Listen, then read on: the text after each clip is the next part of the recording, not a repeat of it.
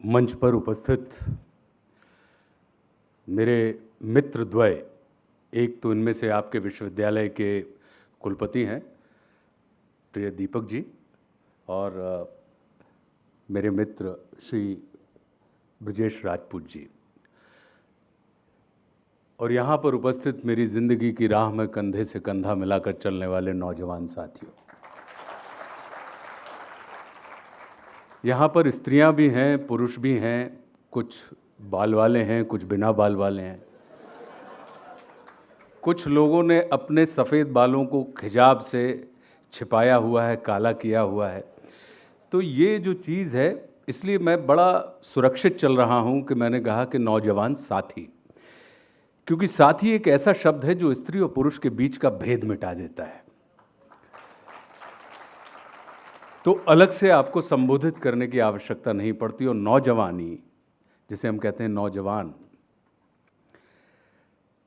तो युवा का संबंध आयु से नहीं होता, युवा एक अवस्था होती है।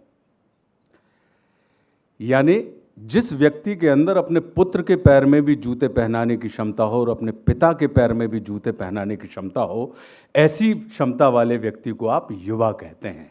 यानी पुत्र हमारे भविष्य होते हैं, हमारी संतानें, पुत्र पुत्री जो हैं वो हमारे भविष्य होते हैं, और हमारे माता पिता जो होते हैं वो हमारा अतीत होते हैं।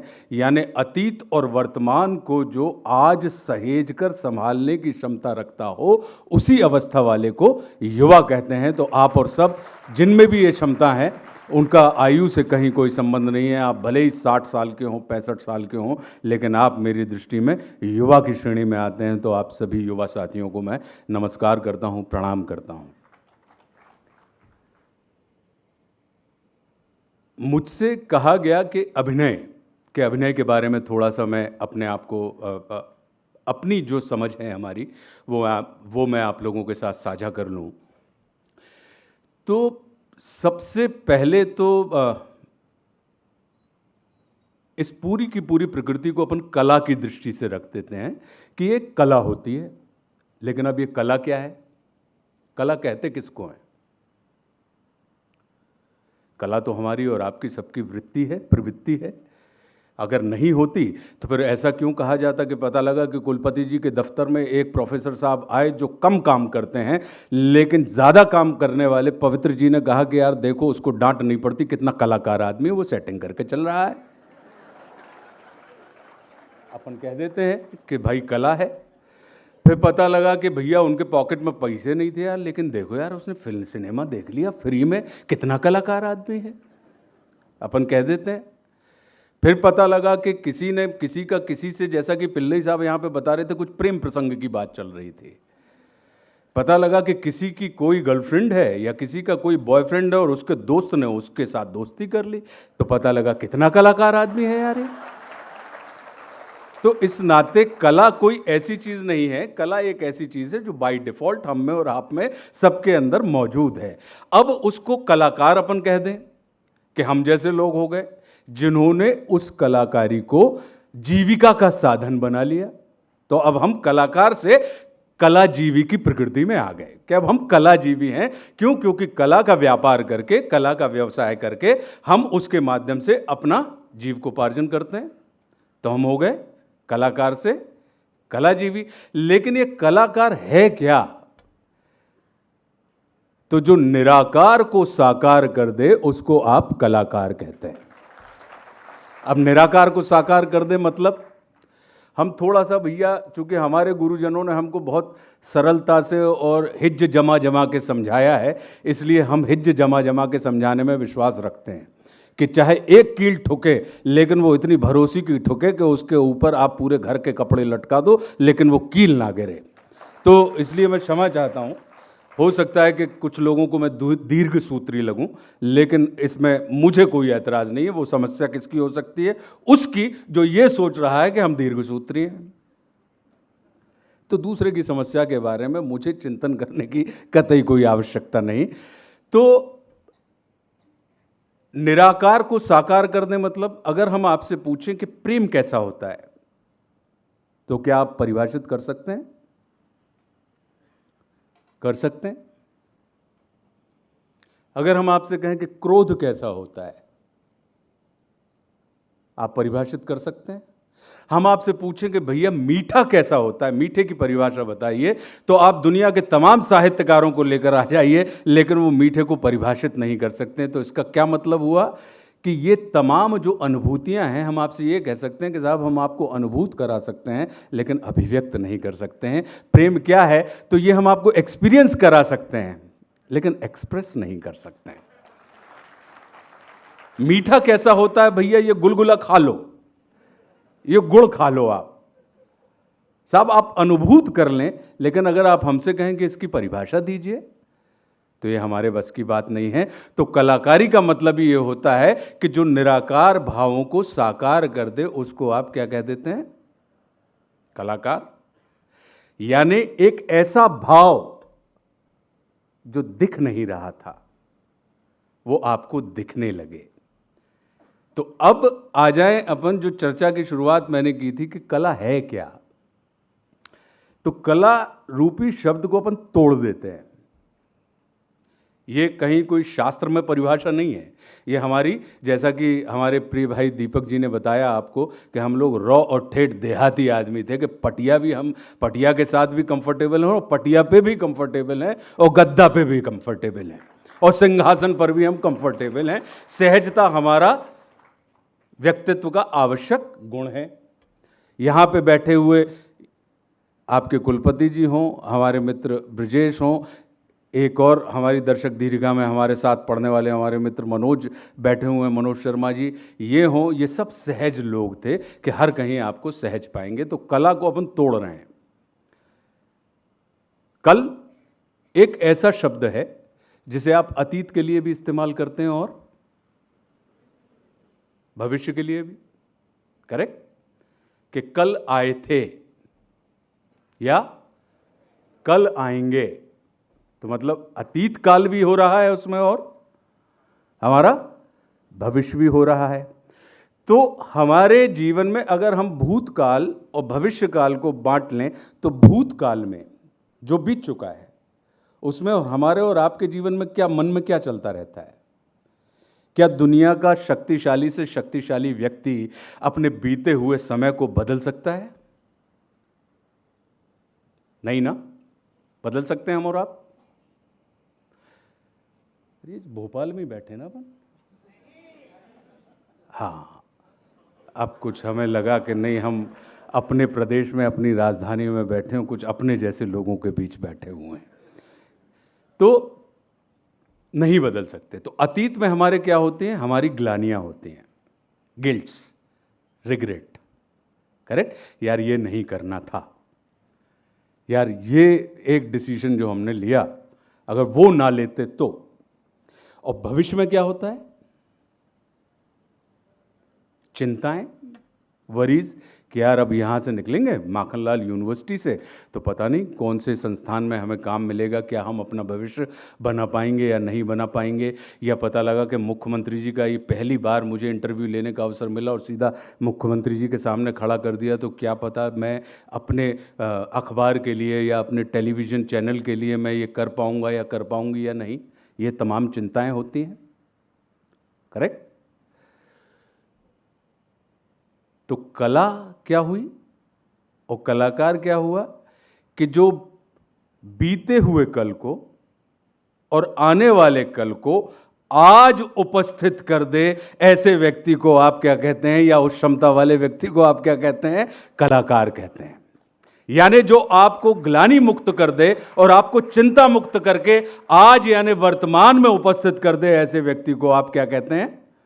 कलाकार करते हैं। तभी किसी अभिनेता की शक्ल पर दृष्टि पड़ते ही साथ आप कितने ही ज़्यादा चिंतित या व्यथित क्यों ना हो, आप देखेंगे कि अगर आप उस किसी अभिनेता की शक्ल के ऊपर आपकी दृष्टि पड़ गई तो आपको एक किंचित सी मुस्कान आपकी शक्ल पे आ जाएगी और आप अपने उस अवसाद को, उस विषाद को, उस व्यथा को तुरंत भूल जाएंगे और एक पल के लिए आप वर्तमान में उपस्थित होकर आनंदित हो जाएंगे और एक हल्की सी मुस्कान आपकी शक्ल के ऊपर आ जाएगी। यानी ऐसा व्यक्ति जो आपकी परिस्थिति तो नहीं बदल सकता लेकिन आपकी मन स्थिति जरूर बदल सकता है।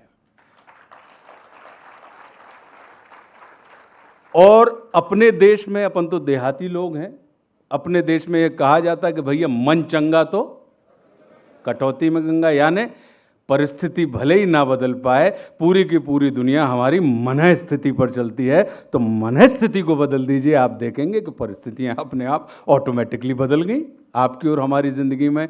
तो हमने अपने पूरे जीवन में इसी चीज़ को अप्लाई किया, क्योंकि जब हम यहाँ से मुंबई, जब सागर विश्वविद्यालय में पढ़ते थे, जैसा प्रिय भाई दीपक ने आपको बताया कि हम सब लोग किसी भी स्थिति में कुछ भी करने के लिए तैयार थे। क्यों? क्योंकि सपने हमारे हैं, किसी अन्य के नहीं हैं। हम अपने सपनों की पूर्ति के लिए किसी अन्य के ऊपर एहसान नहीं कर रहे हैं। हमारे पिताजी ने हमें अपना सपना जीने के लिए नहीं भेजा। उन्होंने क्या किया? सिर्फ इतना किया कि अपने बच्चों से अपना सपना पूरा नहीं करवाया, उन्होंने अपने बच्चों को अपने सपने देखने की क्षमता पैदा कर दी कि भैया तुम तुम्हारे सपने देखो और उनको पूरा करने की सामर्थ्य तुम्हारे अंदर पैदा हो। और आज की तारीख में हम और आप क्या करने लगते हैं कि हम अपने बच्चों से जिन सपनों को हम पूरा नहीं कर पाए, उन सपनों को हम अपने बच्चों से पूरा करवाने का काम कर देते हैं। इसलिए जब वो बच्चे होते हैं या जब वो लड़कपन होता है, उनके अंदर खिलंदड़ापन नहीं होता, वो या तो बच्चे होते हैं, बच्चे के साथ सीधे वो जवान नहीं होते, वो प्रौढ़ हो जाते हैं। उनके अंदर हम प्रौढ़ता स्थापित कर देते हैं। क्यों? क्योंकि जो चीज़ें हमें उस समय हमारे पिता ने, या हम शायद ये सोचते हैं कि जो हम नहीं कर पाए वो हमारा बच्चा कैसे कर लेगा भाई। लेकिन हम इस दृष्टिकोण से नहीं सोचते हैं। तो तात्पर्य ये है हमारा कि जब हम यहाँ से गए Delhi national school of drama, और नेशनल स्कूल ऑफ ड्रामा के बाद फिर पता लगा कि सीधे आपने मुंबई महानगर में छलांग लगा दी कि सबसे बड़े प्लेटफॉर्म। क्यों? क्योंकि आकांक्षाएं आपकी बड़ी थी। तो आगे नाथ ना पीछे पगा कि कहीं कोई नहीं, तो आप ही को सब कुछ करना है वहाँ पर उपस्थित होकर, आप ही को वो तमाम चीज़ें। क्यों? क्योंकि ये स्वप्न आपका देखा हुआ है, और चूंकि आपने देखा है तो इसके सृजक भी आपको ही होना पड़ेगा। तो हमारा यही मानना है आप मित्रों से कि जब गंगा गंगोत्री से चली थी तो उनको नहीं पता था कि उनका अंतिम मकाम बंगाल की खाड़ी है। उनके अंदर तो सिर्फ बहते रहने की एक क्षमता थी, एक वेग था, एक आवेग था। उसी वेग और आवेग में किसी पहाड़ को काट दिया, तो किसी पहाड़ को अगर काट नहीं पाई तो उसके बाजू से रास्ता बनाते हुए वो आगे की तरफ बढ़ती चली गई, और भविष्य में जाकर गंगोत्री भी पूजनी हो गई और गंगा सागर भी जाकर पूजना हो गया। तो इतनी सी धार जो एक लांग से छलांग सकते थे, एक कदम में आप और हम पार कर सकते हैं गंगोत्री को, वो पतली सी धार जाके एक ऐसे महासागर में विस्तारित हो जाती है कि जिसे हमको और आपको स्टीमर से कहीं ना कहीं तय करना पड़ता है कि इस पार्ट से उस पार्ट तक जाने की जो व्यवस्था है वो हमारे और आपके जीवन में काहे से पैदा करनी पड़ती है? स्टीमर के माध्यम से उस हम पूरे पार्ट को पार करने का प्रयास करते हैं। तो ऐसा ही हमारा मानना है कि आप और हम अपने जीवन में बिल्कुल अगर स्वप्न देखा है तो होशो हवास में देखिए, और अगर स्वप्न देख ही रहे हैं तो संसार में स्वप्न देखिए संसार के स्वामी बनने का। अपने ही सपन है और पता लगा कि उस पर टैक्स तो लगता नहीं, सपने में लगता है कि जीएसटी लग गई। तो अपने बारे में जब सोचना है तो हम कृपणता से क्यों सोचें, हम दरिद्रता से क्यों सोचें? जब अपने बारे में हमें सोचना ही है तो हम बिल्कुल राजा हरिश्चंद्र की पैटर्न पे सोचें कि ये पूरी भूमि हमारी है। और जितना मतलब जो हम लोग तो बुंदेलखंडी लोग हैं तो हम ये मानते हैं कि भैया कि छत्ता तोरे राज में धक धक धरती होए और जित जित घोड़ा मुख करे उत उत पत्ते होए। तो क्षमता हमारी यही है कि बस हम अपनी इच्छाओं में, लेकिन एक सलाह और दूंगा, जिस द्वंद्व से हम और आप सब पीड़ित रहते हैं और जो हमारे अवसाद का कारण होती है, वो ये होती है कि एक चीज होती है इच्छा और एक चीज होती है क्षमता। इच्छा को अंग्रेजी में क्या कहते हैं?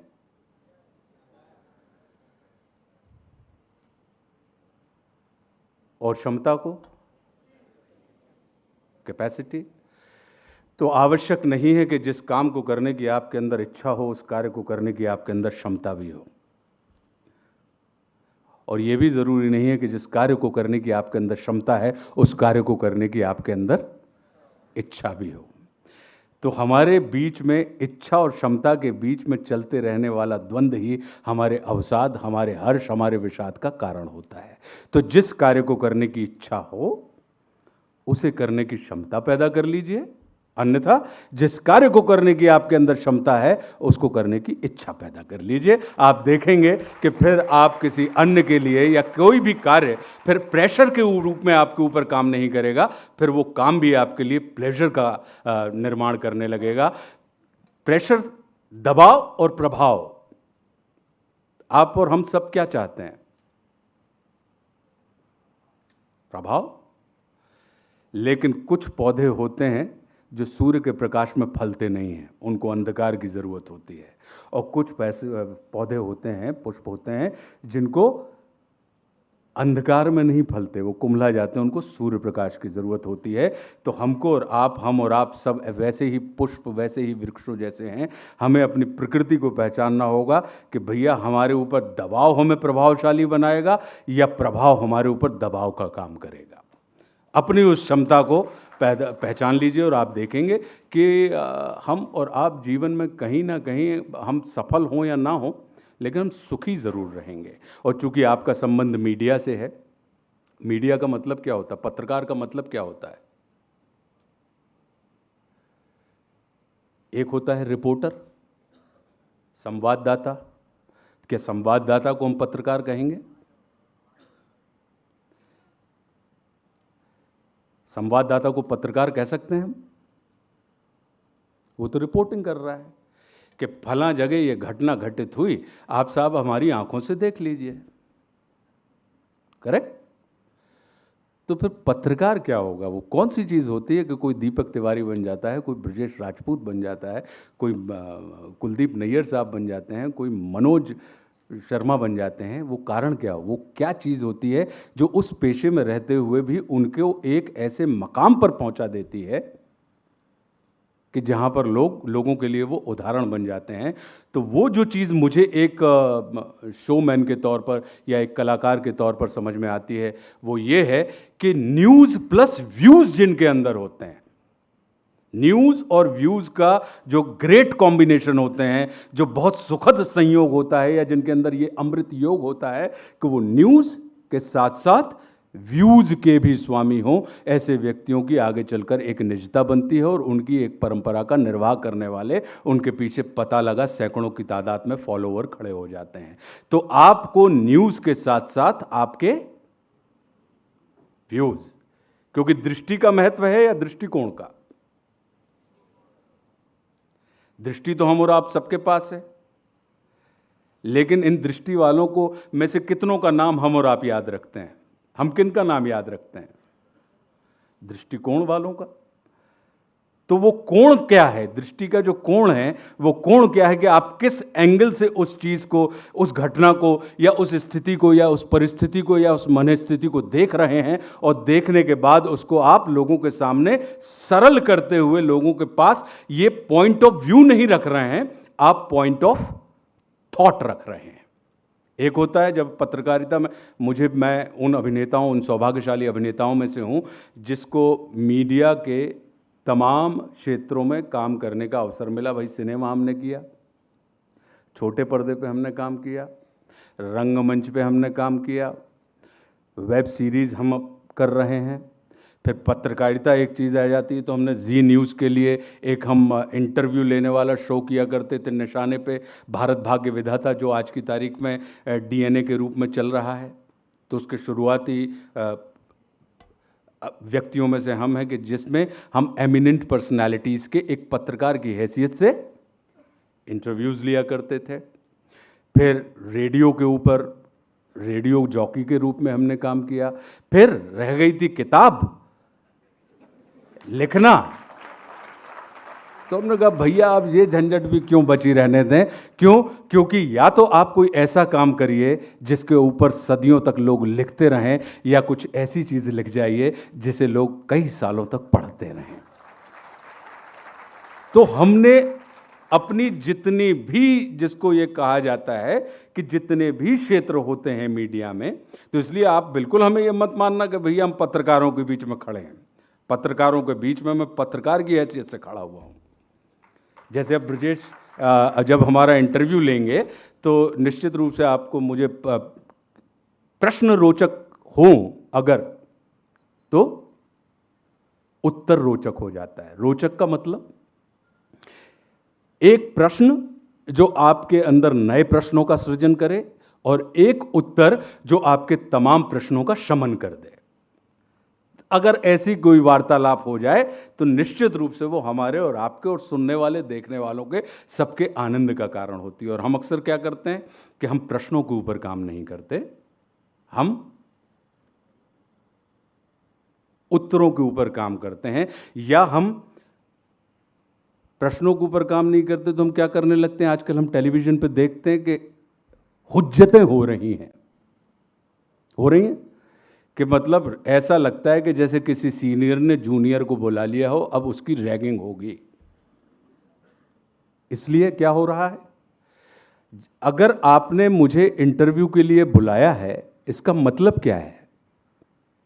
इसका मतलब है कि मेरे कुछ कृतित्व ऐसे रहे होंगे जो आपको पत्रकार के तौर पे ये लगा होगा कि इन कृतित्वों के माध्यम से ये व्यक्ति शेष व्यक्तियों के लिए, जो शेष वर्ग से था, वो आज की तारीख में विशेष हो गया है, प्रेरणा का काम करेगा। लेकिन होता क्या है कि जब आप न्यूज़ रूम में जाते हैं तो वो जली जलाई बीड़ी से बीड़ी जलाने का काम होता है कि अब हमारी इज्जत तो नहीं है, तो हम क्या करें कि एक इज्जतदार आदमी के ऊपर कालिक पोत दीजिए, उसको इतना जलील कीजिए कि हम ऑटोमेटिक इज्जत वाले हो गए। ये हमारे बाबूजी कहा करते थे। जब हम छोटे थे तो हमारे बाबूजी हमसे कहते थे कि बेटा,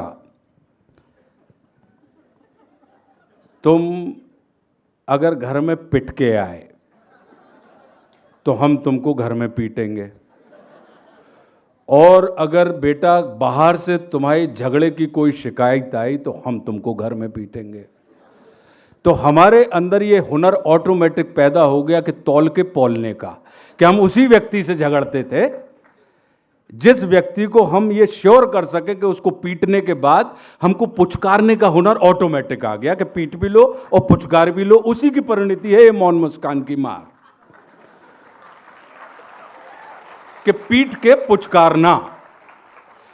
वो हमसे कहा करते थे कि बेटा, जब भी कभी तुमको किसी से अखाड़े में लड़ना हो, पहलवानी सिखाना चाहते थे हम लोगों को, तो बोले कि हमेशा बेटा अपने से बड़े पहलवान से लड़ना, क्योंकि तुम हारोगे तब तुम उसकी बराबरी के पहलवान कहलाओगे, और जीत गए तो उससे बड़े पहलवान तुम ऑटोमेटिक हो, तो उससे छोटा पहलवान कभी तुमसे कुश्ती नहीं लड़ेगा।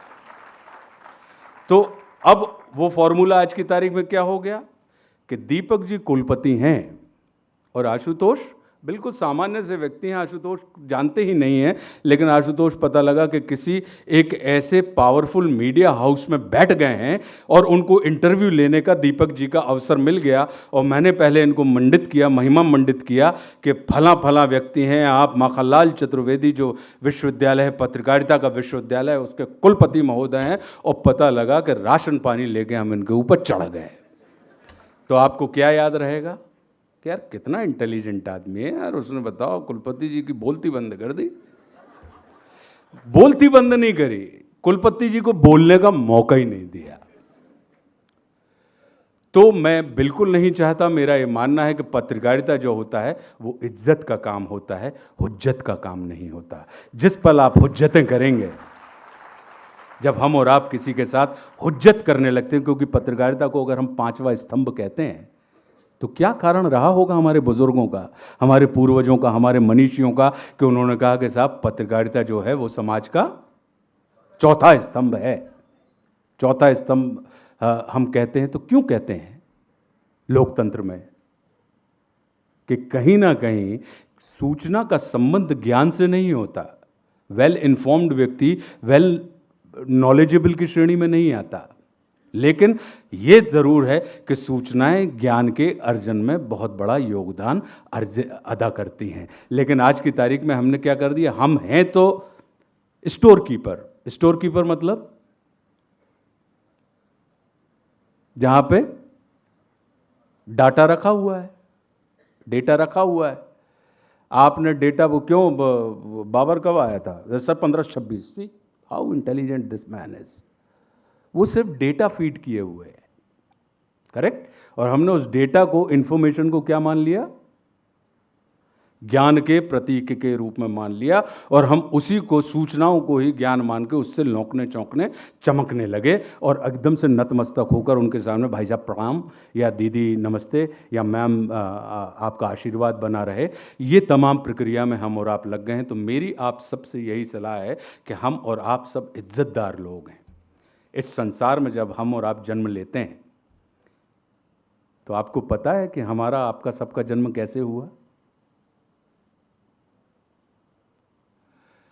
जब हमारे, आपके सब परिपक्व लोग हैं ना, मतलब इस बात को जिस भाव से कही जा रही है उसी भाव से समझेंगे ना, ठीक है। तो जब हमारा और आपका जन्म होता है और हमारे माता पिता जब नियोग करते हैं, संयोग करते हैं, तो एक समय में जो स्पर्म छूटते हैं वो 4 करोड़ छूटते हैं। उन 4 करोड़ स्पर्म में से जो सबसे पहले मां के गर्भ में पहुंच जाता है, उसी स्पर्म का जन्म होता है। कोई आशुतोष के रूप में, कोई ब्रजेश के रूप में, कोई दीपक के रूप में, कोई मनोज के रूप में, अन्यथा बाकी के 3,99,99,999 स्पर्म को जन्म लेने का अधिकार ही नहीं होता।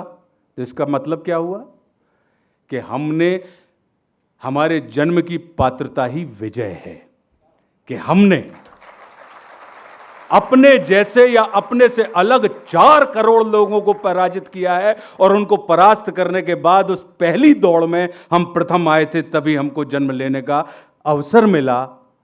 और फिर पता लगा कि विजेता के रूप में जब हमने जन्म लिया है और जन्म लेने के बाद हम हारा हुआ जीवन व्यतीत करें, तो मुझे लगता है कि इससे बड़ी आयरनी और इससे बड़ा द्वंद्व संसार में कहीं नहीं होता। तो हम और आप सब विशेष हैं, सब 4-4 करोड़ लोगों को हरा के यहां पर बैठे हुए हैं। आज की तारीख में सबने हराया हुआ है, ऐसा एक भी नहीं है जिसने अपने जैसे या अपने से अलग उन 4 करोड़ लोगों को पराजित ना किया हो, क्योंकि हमारे जन्म की पात्रता ही वही है कि जो सबसे पहले गर्भ में पहुंचेगा, और पहुंचते साथ ही गर्भ का वो द्वार बंद हो जाता है, हमको लोप लिया जाता है, और फिर उस माइक्रो, नंगी आंख से ना दिखाई देने वाले उस अणु का विकास होने लगता है। और धीरे धीरे धीरे धीरे कोई 5.5 फुट का, कोई 6 फुट का, कोई 4 फुट का, कोई 3.5 फुट का, तो कोई 7 फुट का, कोई पता लगा कि किसी ने माउंट एवरेस्ट पे चढ़ गया, कोई चांद पे पहुंच गया। ऐसे ऐसे हमारे आपके सबके कृतित्व है ना। तो जब यहां से निकलें तो ये मान के चलें कि जितने विशेष हम हैं उतना ही विशेष वो व्यक्ति है जो हमारे जीवन में संपर्क में आ रहा है। अन्यथा देखिए, एक होती है आधि, एक होती है व्याधि। आधि मतलब जो तन के रोग को आधि कहते हैं, मन के रोग को व्याधि कहते हैं। लेकिन इन दोनों के उपचार हैं, ध्यान रखना आप। लेकिन एक तीसरा और रोग है साहब, जिसका कोई उपचार नहीं है। तन के रोग को, मन के रोग को, और एक तीसरा रोग होता है उपाधि। जो तन मन का रोग है, इसका कोई उपचार नहीं हुआ है। तो हम और आप भले ही उपाधियों को अर्जित कर लें और उन उपाधियों के माध्यम से अपना जीवन यदि बिताएं, तो विश्वास कीजिए उन उपाधियों के लपके में, उन उपाधियों के झटके में, उन उपाधियां हमने अर्जित की हैं। उपाधियों ने हमें अर्जित नहीं किया है। उपाधियों को हम नियंत्रित करते हैं। लेकिन जिस पल उपाधियां हमें नियंत्रित करने लगती हैं, आप विश्वास कीजिए आप कल्याणकारी होते हुए भी अकल्याण के भागी बनेंगे। तो मेरी आप सबसे, आप सभी मित्रों से यही सलाह है, यही अपेक्षा है, यही प्रार्थना है कि जब भी कभी उस मकाम पर पहुँचें तो इस भाव के साथ जाएं कि संसार में जो भी है सब विशेष हैं और हम शेष व्यक्ति हैं, और यही शेष, अगर आप खास होना चाहते हैं तो आप आम हो जाइए। खास होने की यही विधि है। तभी आम को अपन फलों का राजा कहते हैं ना। सीताफल को क्यों नहीं कहा, केले को क्यों नहीं कहा, ऑरेंज को क्यों नहीं कहा, संतरा मौसमी, ये फलों के राजा क्यों नहीं हुए? खरबूज तो सबसे बड़ा होता है, उसको क्यों नहीं कहा? फलों का राजा हमने किसको बना दिया? तो सीधा मतलब ही है कि भाई जो आम होता है उसी को लोग खास मानते हैं और खास का रुतबा देते हैं और खास का दर्जा देते हैं। तो बस हम यही आपसे प्रार्थना करते हैं। एक चीज़ और कहूँगा आपसे,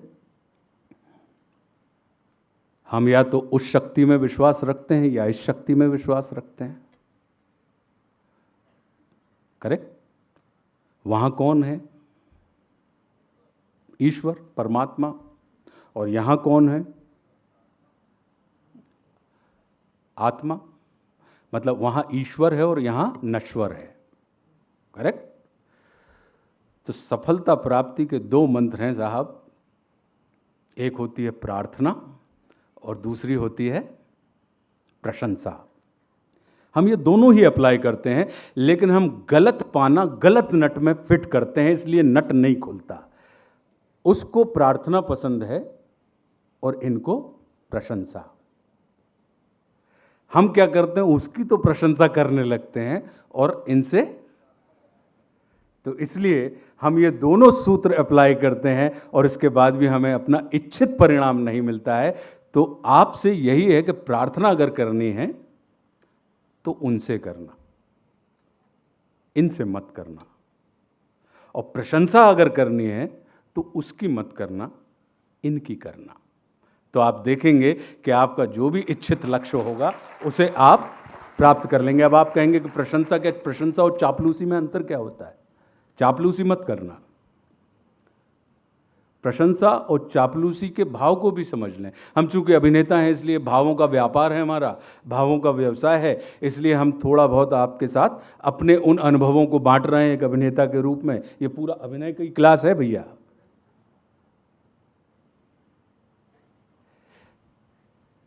दीपक जी में जो गुण हैं, जो गुण मौजूद हैं, उन गुणों को एक्नॉलेज करना, एक्सेप्ट करना और एप्रिशिएट करना, ये प्रशंसा कहलाती है। लेकिन जो आशुतोष में गुण नहीं है फिर भी आप उनको गुणों की खान बता दें और उन गुणों को रूपित कर दें तो वो चापलूसी की श्रेणी में आता है। तो बहुत बारीक अंतर है। तो मेरे अंदर जो गुण हैं उनको, या किसी के भी अंदर जो गुण हैं उसको आप एक्नॉलेज कीजिए, एक्सेप्ट कीजिए और एप्रिशिएट कीजिए। आप देखेंगे कि आपके जीवन में कभी भी आपको आपके इच्छित परिणाम ही मिलेंगे, इसके अलावा और कोई परिणाम आपके ज़िंदगी में नहीं आएगा। और जब इच्छित परिणाम मिल जाते हैं तो फिर उससे बड़ा सुखी व्यक्ति संसार में कोई और नहीं होता। बाकी हम और ब्रजेश, जैसा कि हमारे प्रिय भाई दीपक जी ने, ये मेरा दूसरी दफ़ा मैं माखनलाल चतुर्वेदी विश्वविद्यालय में आ रहा हूँ। जब पहला सत्र हुआ करता था उस समय भी हम लोगों के साथी पुष्पेंद्र सिंह ठाकुर थे, वो वहाँ पे अध्यापन का कार्य करते थे। और ये मेरे लिए अत्यंत आनंद का विषय है कि आज माखनलाल चतुर्वेदी पत्रकारिता विश्वविद्यालय के जो कुलपति हैं वो भी हमारे मित्र हैं, प्रिय दीपक तिवारी। तो ये आनंद का विषय है कि मित्र हमेशा आपको विशेष बना देते हैं। तो कभी उस जगह पे बैठने वाले व्यक्ति को इस जगह खड़े करने का जो अवसर दिया वो हमारे प्रिय भाई ने ही दिया। और ये कहीं ना कहीं मित्रता का सबसे बड़ा अनुपम उदाहरण होता है कि ठीक है हम और आप सब साथ में बैठ के सुनते थे, लेकिन अब अगर आज हमको और आपके अंदर ये क्षमता पैदा हो गई कि आपको डाइस पे खड़ा किया जा सके, तो उन्होंने बड़ी सहृदयता के साथ मुझे ये अवसर प्रदान किया। तो मैं हृदय से आभारी हूँ आपका। और हम जब वहाँ पे बैठे थे तो एक चर्चा चल रही थी और मन में ये आया कि अच्छा ये फिल्म एप्रिसिएशन का भी कोर्स है या ये तमाम कोर्सेज इस विश्वविद्यालय के अंतर्गत होते हैं। तो मैं इस मंच से आपसे कह रहा हूँ, वैसे तो अभिनेता जो होता है वो पहले टेलीफोन चलते थे ना, सिक्के वाले, सिक्का वाला टेलीफोन कौन कौन ने देखा है? सबने देखा है। क्या खासियत होती है सिक्के वाले टेलीफोन में? है कि अपन ने नंबर डायल किया, घंटी बजी, करेक्ट, वहां से आया हेलो, करेक्ट, और अगर सिक्का नहीं डालो तो आप हेलो ही हेलो हेलो हेलो हेलो, बात कन्वर्सेशन नहीं होगा, करेक्ट, यही होता है। तो अभिनेता जो होते हैं वो सिक्का वाले टेलीफोन होते हैं कि जब तक सिक्का ना डले तब तक हेलो तो हो जाएगी लेकिन कन्वर्सेशन, कनेक्टिविटी नहीं हो पाएगी।